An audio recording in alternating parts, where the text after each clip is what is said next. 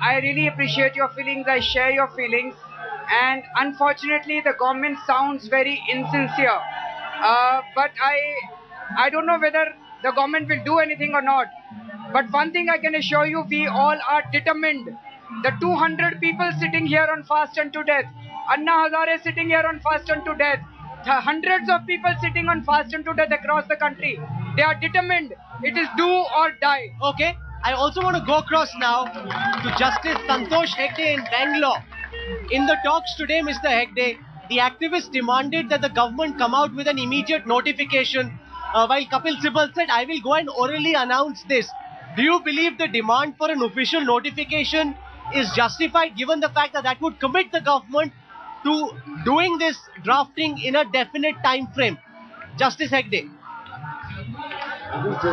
It is justified. We must insist on a notification. Hello? Yes, Hello? go on, Justice Hegde, we can hear you just fine. Yeah, I am saying you should insist on a notification, otherwise this committee will have no legal status at all. It's just a group of people just walking into a government office and having a discussion with another group of people who have no authority to take any decision either. If it is going to be a body which is going to discuss, exchange views and arrive at a draft bill, then I think it must have a notification, must be under notification. You're making the point that unless there is a notification, it will have no validity and no sanctity in law. Isn't that a fair demand that Arvind Kejriwal and everybody else has? What did he say? Justice Hegde is saying that unless there is a notification, what is the sanctity in law? The government must climb down. That's an obvious point. I mean, unless there's a notification, nothing becomes official. But you see, I think it's more than that. You know, it's not a question of, it's not merely a question of civil society, it's society, whether you call it civil society or society as a whole, non-official representation. I think the basic point is that so far the government has not been sincere. A large section of the political class has not been sincere about this issue.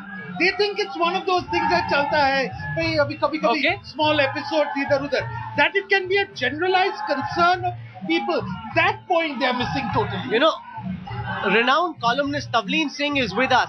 Ma'am, I wish you were here to see the scenes, because you've been of the view that the demands of these activists are way over the top and very extreme.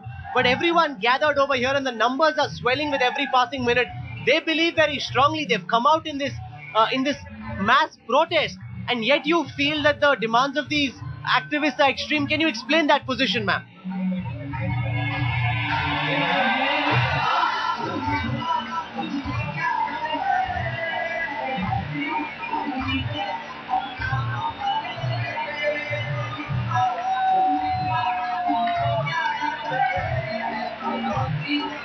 Miss Singh, can you hear me?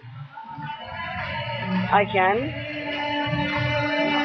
Ma'am, you've been of the opinion that the demands of these activists are very extreme. Can you explain that position to our viewers?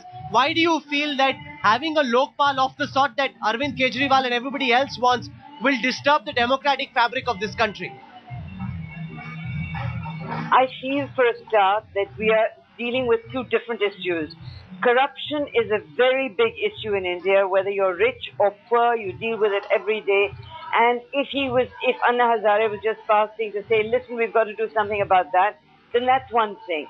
But I think that the idea that because I've read the so-called Jan Lokpal bill, and I find that it's giving to NGOs the right to override government and to appoint themselves into a law-making body. And I think that's wrong. The law-making body in India is Parliament. That's what democracy is about. And I also feel that they seem to think the basis of their Jan Lokpal bill is that, there will be good people who will become Lokpals and Lokayuks. And I think that's very naive and very innocent. And, where are they going to find all these angels from? If they were there in the first place, we wouldn't have a problem.